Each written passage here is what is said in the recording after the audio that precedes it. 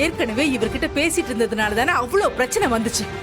இப்ப மறுபடியும் இவரை கூப்பிட்டு வச்சு பேசிக்கிட்டு இருந்தா என்னடி அர்த்தம்?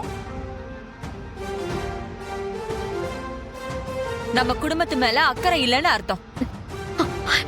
இந்த கல்யாணத்தை எப்படியாவது நிறுத்தணும்னு அர்த்தம். இல்ல அத்தை. ஏ மாயலி, இவனுக்கும் எங்க குடும்பத்துக்கும் ஆகாதுன்னு தெரிஞ்சோம் எதுக்கு இப்படி தனியா கூப்பிட்டு வச்சு பேசிக்கிட்டு இருக்க? உங்களுக்குள்ள அப்படி என்ன ரகசியம்? தேவையில்லாம எதுவும் பேசிக்கிட்டு இருக்காதீங்க. மிஸ்டர் செழியன், வார்த்தையை கொஞ்சம் பார்த்து பேசுங்க. இது எங்க குடும்ப விஷயம்.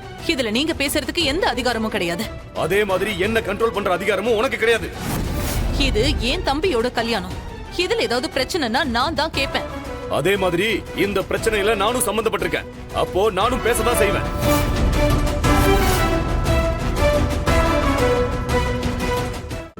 இன்றே டவுன்லோட் செய்து உங்கள் ஃபேவரட் ஷோக்களை என்ஜாய் பண்ணுங்க.